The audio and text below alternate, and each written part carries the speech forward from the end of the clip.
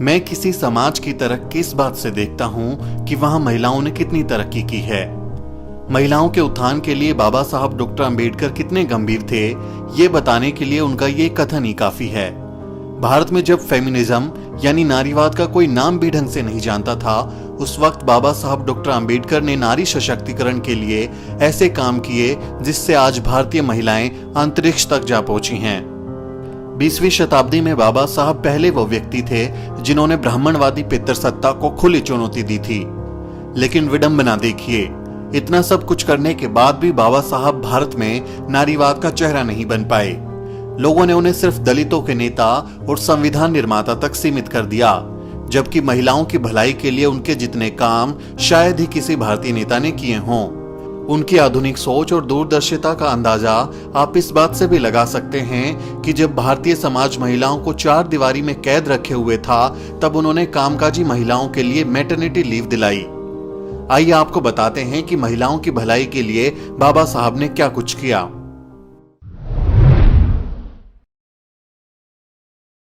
बाबा साहब ने शिक्षा के दम पर अपने असंख्य बच्चों का भविष्य संवारा था, इसलिए बाबा साहब शिक्षा के महत्व को बखूबी जानते थे। पुरुषों की शिक्षा के साथ साथ वो महिलाओं की शिक्षा को भी बहुत जरूरी मानते थे। जेएनयू में असिस्टेंट प्रोफेसर डॉक्टर प्रवेश कुमार के मुताबिक 1913 में न्यूयॉर्क में एक भाषण देते हुए उन्होंने कहा था, माँ बाप बच्चों को जन्म देते हैं, कर्म नहीं देते। माँ बच्चों के जीवन को उचित मोड़ दे सकती है।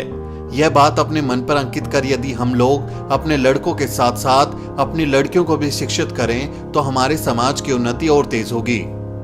बाबा साहब का यह कथन पूरी तरह सच साबित हुआ। आज भारत की लड़कियां शिक्षित होकर हवाई जहाज तक उड़ा रही हैं। बाबा साहब ने न्यूयॉर्क में पढ़ाई के दौरान अपने पिता के करीबी दोस्त को पत्र में लिखा था, बहुत जल्द भारत प्रगति की दिशा स्वयं तय करेगा, लेकिन इस चुनौती को पूरा करने से पहले हमें भारतीय स्त्रियों की शिक्षा की दिशा में सकारात्मक कदम उठाने होंगे।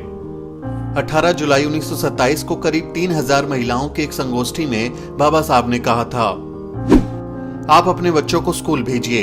शिक्षा महिलाओं के लिए भी उतनी ही जरूरी है जितना कि पुरुषों के लिए। यदि आपको पढ़ना लिखना आता है तो समाज में आपका उद्धार संभव है। एक पिता का सबसे पहला काम अपने घर में स्त्रियों को शिक्षा से वंचित न रखने के संबंध में होना चाहिए। शादी के बाद महिलाएं खुद को गुलाम की तरह महसूस करती हैं। इसका सबसे बड़ा कारण निरक्षरता है। यदि स्त्रियां भी शिक्षित हो जाएं तो उन्हें यह कभी महसूस नहीं होगा। भारत की पहली महिला शिक्षिका सावित्रीबाई फुले और फातिमा शेख की परंपरा को बाबा साहब ने आगे बढ़ाया और महिलाओं को पढ़ने लिखने की आजादी के लिए खूब प्रयास किए। मनुस्मृति में स्त्रियों को जड़, मूर्ख और कपटी स्वभाव का माना गया है और शूद्रों की भांति उन्हें अध्ययन से वंचित रखा गया। लेकिन बाबा साहब ने महिला शिक्षा के लिए काफी काम किया।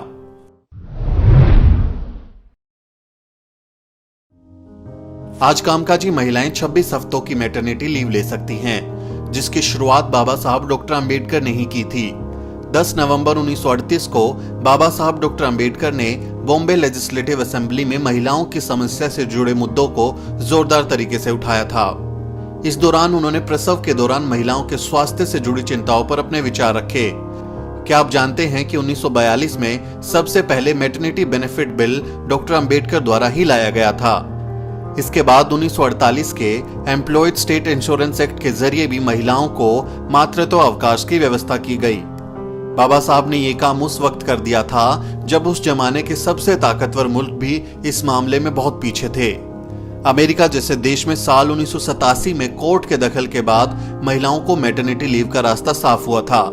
अमेरिका ने साल 1993 में family and medical leave act बनाकर आधिकारिक रूप से कामकाजी महिलाओं को पेड मैटरनिटी लीव का इंतजाम किया था। लेकिन भारतीय महिलाओं के लिए बाबा साहब ये काम 1940 के दशक में ही कर चुके थे।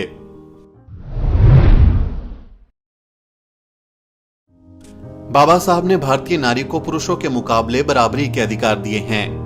भारतीय समाज में लैंगिक असमानता को खत्म करने के लिए उन्होंने बाकायदा संविधान में लिंग के आधार पर भेदभाव करने की मनाही का इंतजाम किया।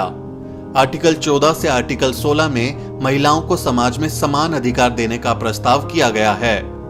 बाबा साहब ने संविधान में लिखा कि किसी भी महिला को सिर्फ महिला होने की वजह से किसी अवसर से वंचित नहीं रखा जाएगा और ना ही उसके साथ लिंग के आधार पर कोई भेदभाव किया जा सकता है।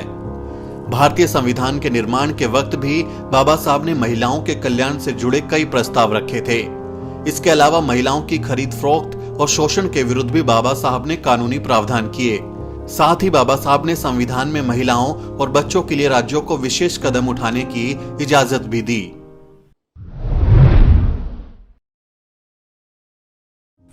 वोटिंग राइट्स को लेकर 20वीं शताब्दी के आधे हिस्से तक दुनिया भर में कई आंदोलन हुए। नारीवाद की पहली और दूसरी लहर में महिलाओं के लिए वोटिंग राइट्स की जबरदस्त मांग उठी, लेकिन उस समय भारत में इसके लिए बहुत ज्यादा आंदोलन नहीं हुए थे। जब बाबा साहब को संविधान लिखने का मौका मिला तो उन्होंने महिलाओं को भी समान मताधिकार दिया। आज 18 साल की उम्र होने पर महिलाएं वोट डालने का हक रखती हैं, क्योंकि बाबा साहब ने महिलाओं को मताधिकार दिलाया था। अरस्तु से लेकर मनु तक ने महिलाओं को दोयम दर्जे का नागरिक माना। मनुस्मृति काल में नारियों के अपमान और उनके साथ अन्याय की पराकाष्ठा थी। मनुस्मृति के अध्याय 9 के दूसरे और तीसरे श्लोक में लिखा है, रात और दिन कभी भी स्त्री को स्वतंत्र नहीं होने देना चाहिए। उन्हें लैंगिक संबंधों द्वारा अपने वश में रखना चाहिए। बालपन में पिता, युवावस्था में पति और बुढ़ापे में पुत्र उसकी रक्षा करे, क्योंकि स्त्री स्वतंत्र होने के लायक नहीं है। लेकिन बाबा साहब ने भारतीय संविधान में उन्हें बराबरी के नागरिक अधिकार दिए। स्विट्जरलैंड जैसे देश में महिलाओं को मताधिकार 1971 में मिला, लेकिन बाबा साहब ने संविधान बनाते वक्त ही महिलाओं को मताधिकार सुनिश्चित कर दिया था। 1947 में एक ऐसा देश जो गरीब था, जो इतना गैर बराबर था, जिसमें इतने अलग अलग किस्म की इनइक्वालिटीज थी हमारे समाज में, इतनी सारी सामाजिक प्रथाएं थी जो इतनी शॉकिंग थी एक तरीके से, उस समाज ने एक छोटी सी चीज करके कितना बड़ा कदम लिया था, और वो था यूनिवर्सल एडल्ट फ्रैंचाइज देके कि इस देश में लिंग, धर्म, जात, भाषा समूह कुछ भी एक पड़ाव, एक बाधा नहीं होगा आपके नागरिक बनने में, और सभी नागरिकों को एक नागरिक को एक वोट मिलेगा। ये कितनी बड़ी बात थी, ये आई थिंक अब जाके हमें अप्रिशिएट करना चाहिए जब नागरिकता को लेकर इतना डिबेट हो रहा है। और क्या आप जानते हैं, मुझे नहीं पता था कि स्विट्जरलैंड ने औरतों को वोट, कुछ उनके जो कुछ कॉन्स्टिट्यूएंट्स थे, उस कैंटन कहते हैं शायद उसको, 1971 में स्विट्जरलैंड में औरतों को वोट करने का हक मिला है।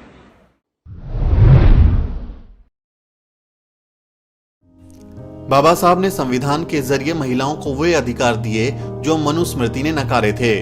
उन्होंने राजनीति और संविधान के जरिए भारतीय समाज में स्त्री पुरुष के बीच असमानता की गहरी खाई पाटने का सार्थक प्रयास किया। जाति, लिंग और धर्म निरपेक्ष संविधान में उन्होंने सामाजिक न्याय की कल्पना की है। हिंदू कोड बिल के जरिए उन्होंने संवैधानिक स्तर से महिला हितों की रक्षा का प्रयास किया। इस बिल के 4 प्रमुख अंग थे। पहला, हिंदुओं में बहुविवाह प्रथा को समाप्त करके केवल एक विवाह का प्रावधान जो विधि सम्मत हो। दूसरा, महिलाओं को संपत्ति में अधिकार देना और बच्चे गोद लेने का अधिकार देना। तीसरा, पुरुषों के समान नारियों को भी तलाक का अधिकार देना। हिंदू समाज में पहले पुरुष ही तलाक दे सकते थे। चौथा, आधुनिक और प्रगतिशील विचारधारा के अनुरूप समाज को एकीकृत करके उसे मजबूत करना।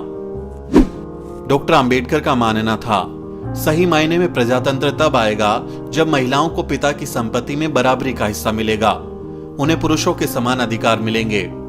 महिलाओं की उन्नति तभी होगी जब उन्हें परिवार समाज में बराबरी का दर्जा मिलेगा। शिक्षा और आर्थिक तरक्की उनकी इस काम में मदद करेगी। लेकिन राजेंद्र प्रसाद जैसे महिला विरोधी हिंदुओं की वजह से हिंदू कोड बिल पास न हो सका। आखिरकार 7 सितंबर 1951 को बाबा साहब ने मंत्री पद से इस्तीफा दे दिया। बाद में 1955-56 में हिंदू कोड बिल के प्रावधानों को हिंदू विवाह अधिनियम, हिंदू तलाक अधिनियम, हिंदू उत्तराधिकार अधिनियम, हिंदू दत्तक ग्रहण अधिनियम के रूप में अलग अलग पास किया गया। महिलाओं को पिता और पति की संपत्ति में हिस्सेदारी देना, तलाक का अधिकार और बच्चे गोद लेने का अधिकार भी बाबा साहब ने ही दिलाया। उस समय के हिंदू समाज में ऐसी मान्यता थी कि अगर महिला अपने घर से डोली पर निकलती है तो वापस उसके अर्थी उठती है, और विवाहित स्त्रियों को अपने पिता के घर वापस आना पाप माना जाता था। लेकिन बाबा साहब ने महिलाओं के लिए क्रांति की शुरुआत कर दी थी।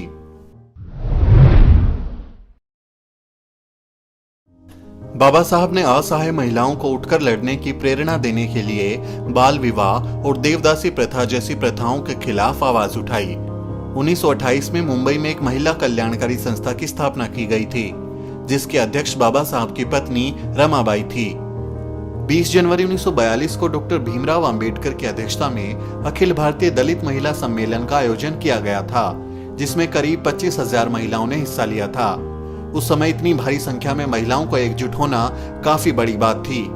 बाबा साहब ने दलित महिलाओं की प्रशंसा करते हुए कहा था, महिलाओं में जागृति का अटूट विश्वास है। सामाजिक कुरीतियां नष्ट करने में महिलाओं का बड़ा योगदान हो सकता है। मैं अपने अनुभव से ये बता रहा हूँ कि जब मैंने दलित समाज का काम अपने हाथों में लिया था, तभी मैंने ये निश्चय किया था कि पुरुषों के साथ महिलाओं को भी आगे ले जाना चाहिए। महिला समाज ने जितनी मात्रा में प्रगति की है, इसे मैं दलित समाज की प्रगति में गिनती करता हूँ। 25 दिसंबर 1927 को बाबा साहब ने मनुस्मृति को सिर्फ इसलिए नहीं जलाया था कि इसमें शूद्रों के बारे में बहुत बुरी बातें लिखी थी, बल्कि उन्होंने इस घृणित किताब को इसलिए भी आग के हवाले किया था क्योंकि उसमें महिलाओं को भी गुलाम बनाने के तरीके लिखे थे। भारतीय संदर्भ में देखा जाए तो अंबेडकर संभवतः पहले अध्येता रहे हैं जिन्होंने भारतीय संरचना में महिलाओं की स्थिति को जेंडर की दृष्टि से समझने की कोशिश की।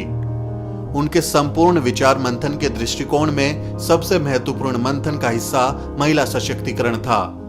भारतीय नारीवादी चिंतन और अंबेडकर के महिला चिंतन की वैचारिकी का केंद्र ब्राह्मणवादी पितर सत्तात्मक व्यवस्था और समाज में व्याप्त परंपरागत धार्मिक और सांस्कृतिक मान्यताएं रही हैं, जो महिलाओं को पुरुषों के अधीन बनाए रखने में महत्वपूर्ण भूमिका अदा करती रही हैं। डॉक्टर अंबेडकर ने कहा था, मैं नहीं जानता कि इस दुनिया का क्या होगा जब बेटियों का जन्म नहीं होगा।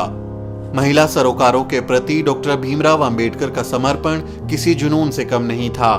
सामाजिक न्याय, सामाजिक पहचान, समान अवसर और संवैधानिक स्वतंत्रता के रूप में नारी सशक्तिकरण के लिए उनका योगदान पीढ़ी दर पीढ़ी याद किया जाएगा।